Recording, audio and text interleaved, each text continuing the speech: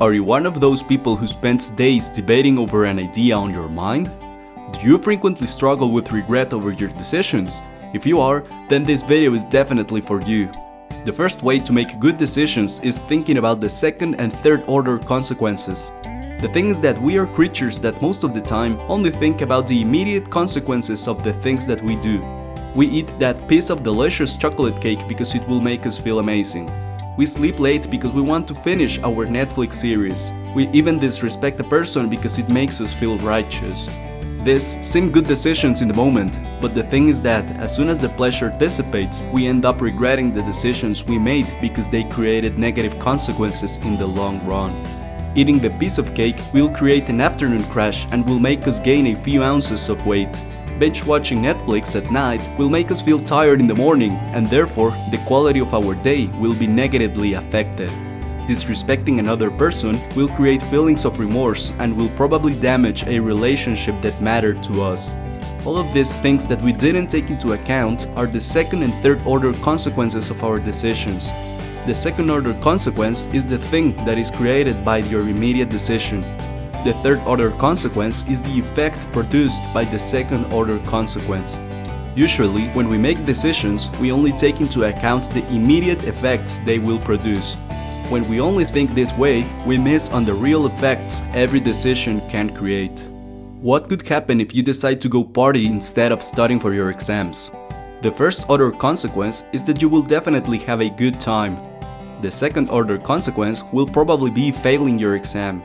And the third order consequence will be stress, because you now have more pressure to pass the class.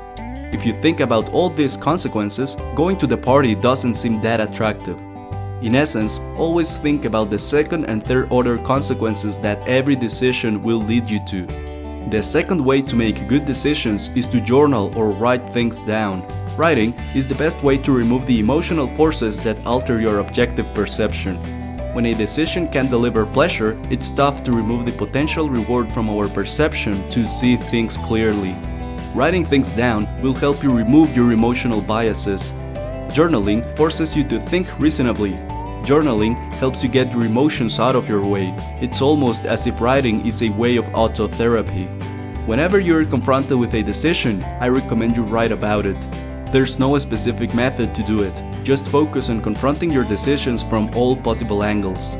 Here are some things that you can consider and write about before making a decision. The pros and cons, how you will feel, possible pitfalls and how you will deal with them, and of course, worst and best case scenarios. This method will help you make life-altering decisions like moving to a new place, breaking up with a partner, changing careers and stuff like that. A great tip I can give you is to always journal over a couple of days. You don't need to write for 3 hours in a single day. Instead, you can write for 15 minutes for 7 days. The time between the days will bring forth new insights that you can write about. These insights will contain wisdom that will help you make a better decision. By the way guys, if you have ever found value in my videos, I would really appreciate if you could support my work. These videos I make will always be free and I plan to keep them that way.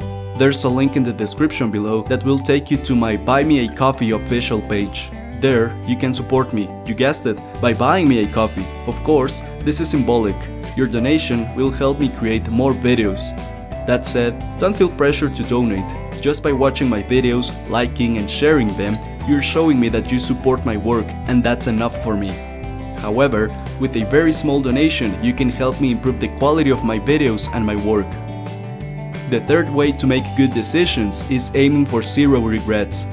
Regret is a universal emotion that everyone has experienced, and we can all agree that it sucks. Few things take a toll on our psychology as much as wanting to change something from the past.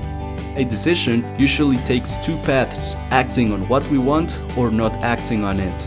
Imagine you have your dream job, you have a great salary, lots of benefits and an awesome boss.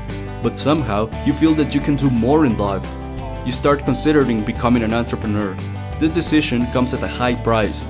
The uncertainty you will have to face makes you feel afraid and unsure of whether you should pursue this endeavor. This leads you to a breaking point. Either you act and quit your job and start your business, or you don't act and wonder what could have been. Quitting your job means that you will not have a salary, you will face uncertainty, and you can fail. Staying at your job means staying comfortable and having a steady salary, but you might regret not starting that business for the rest of your life. If you pursue your business dreams, you can always get another job or learn from your entrepreneurial mistakes and try again. The positive thing is that you at least tried and you will not regret anything, and this is the important point. The things that usually bring the most regret are the things that we didn't do, not the things that we did. The thing is that when we do things and we fail, we can always learn something from the failure and try again. Instead, when we don't take action, we will always wonder what could have been. If you think about it, most of the lessons you've learned in life come from the mistakes and failures, not from your lack of action. Always optimize your decisions for zero regret. This will mean taking some sort of uncomfortable action and dealing with the consequences. Otherwise, you will have to deal with the regret.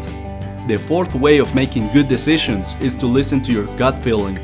This is the tingling sensation you feel in your stomach that also comes with an insight. This might surprise you, but the gut is referred to as the second brain in the scientific community. See, the thing is that the gut is full of neurons and it communicates with the brain via the vagus nerve. You can also call this feeling your intuition or your instinct. Whatever you call it, we all have experienced a brief moment of wisdom without using our conscious reason. I think this phenomena is related to our unconscious mind. This part of our mind records every piece of information and experience in our life.